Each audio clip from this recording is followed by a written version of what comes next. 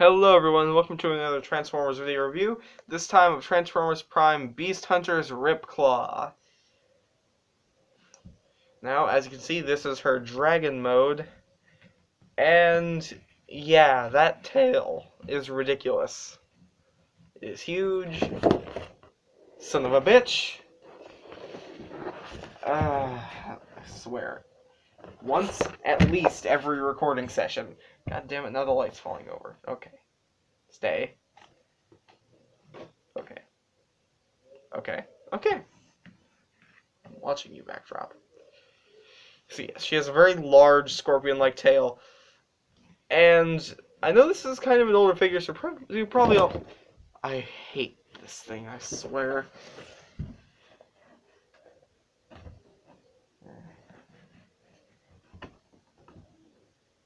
Okay, come on. Come on, you can do it. I believe in you. Stay. Stay. Stay. Okay. She has a very scorpion-like tail. I swear to Christ. This thing falls over every time. Okay, let's try backing up a bit. Leaning it more against the box. Trying not to put a bend in it. Okay.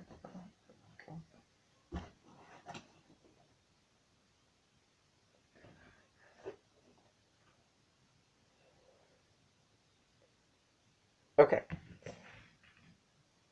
Let's hope it stays up this time. And let's carry on with the review. I'm not going to bring up the tail again for this segment about how it is scorpion-like, because that seems to jinx me. Now, unfortunately, this tail was not articulated. This tail has a rubbery wire on the inside.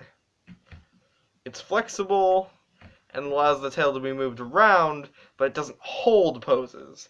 It just snaps back into place. Now, there is a ratcheting joint at the base here, and I guess it's getting into articulation in this mode, but there are only two positions, and after it leaves the first position, it basically loses all friction.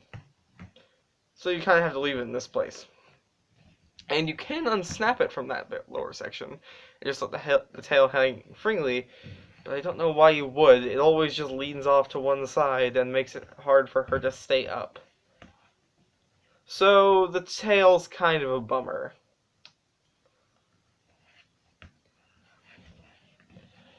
As for the rest of our articulation in this mode, how is it? Well, let's start with what articulation the tail does have. Up here, the little thing in the center of this claw, push it in, and her claws close, and they're actually pretty good amount of force there. The wings can go in and out a bit. The head can look up a little bit, down a little bit, and turn, which is actually pretty good. The mouth can open, but the top of the head is the same rubber as the inside of the tail. I think it's the same. It's rubberized regardless. So, yeah. The forelegs, ball joint, hinge, swivel, nothing really at the front paw, which if you didn't see that, ball joint, hinge, swivel, because I think my hand was blocking that.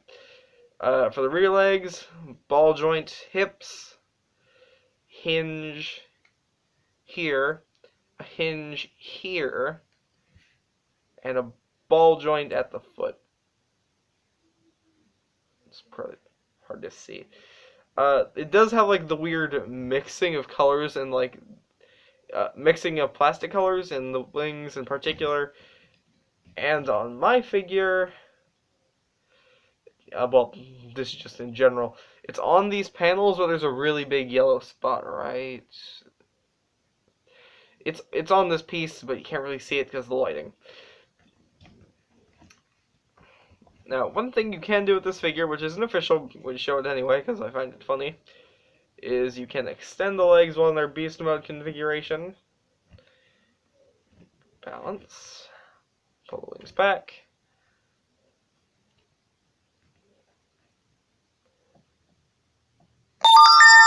Forelimbs down and rotate them a bit. And you can kind of have her standing like this. And it is a her. It's a she. There have been some mods for this figure which just a little bit weird. Okay, moving on. Transform her. First, remove a very tightly connected weapon from the back of her tail. Set it off to the side. Fold up the front of her claws. And I guess if it's like that, rotate her forearms. There you go. Pull them out to the sides. And get the hips in position and fold out the belly of the dragon to her back. And fold the lower torso forward so it latches in place.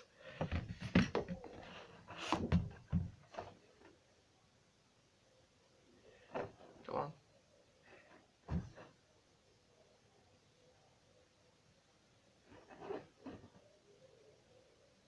Okay, it'll stay out for the moment as long as I'm careful.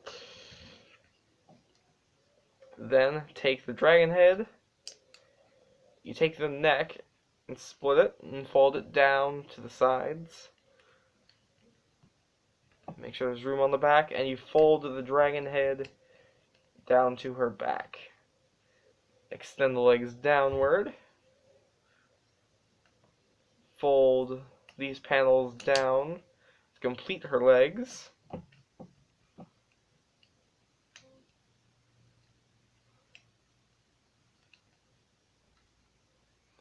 Fold the head up a bit. And there you have Ripclaw in her robot mode. And as you can tell, her balance is quite bad. But as you can see, she's still got 2 flat feet on the ground. It's because her knees are not very solid. This is where the tail comes in handy. It is used to keep her standing in robot mode, because otherwise she can't. Okay, let's try and get you in a more upright position. There. And she looks pretty good. The wings give her a nice silhouette. Although, when you really fold all the backpack away... Oh, I guess I forgot one thing. Raise her shoulders. This drastically improves her articulation. Overall, I must say that this figure doesn't look very feminine, but it doesn't look bad. Who's to say female Transformers would look feminine, really? And yes, I'm aware that almost every female Transformer does look feminine, but still.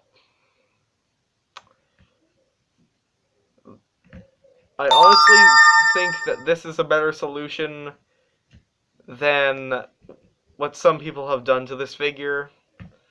Just look up Beast Hunter's Ripclaw mods on Google. You'll understand what I mean. I promise you. So, for articulation, ball-jointed shoulders are kind of inhibited by the shoulder armor, which is why I raised it. Elbows swivel here. Nothing really at the wrists. Ball-jointed hips. The swivel there that is very limited. Roughly 90 degree, a little less than 90 degree knee bend. And ball-jointed ankles. And the tail is the same as before. So, for accessories, she can hold her claw, although I don't really know how this is, why she would be holding this. I personally see this as more like a replacement for her hand than a handheld weapon, because frankly it makes more sense that way. And really, what can you grab with this? And as you can see, she does not like to stand. Now, Do I recommend this figure? Yes, actually. I think she's a pretty fun deluxe with an interesting color scheme, a neat-looking beast mode, a good-looking robot mode with good articulation, although not the best. Still pretty good. So, overall, I'd say recommended. So, it has been me, the Phantom of the Internet. Please like, comment, and subscribe. I hope to see you all next time.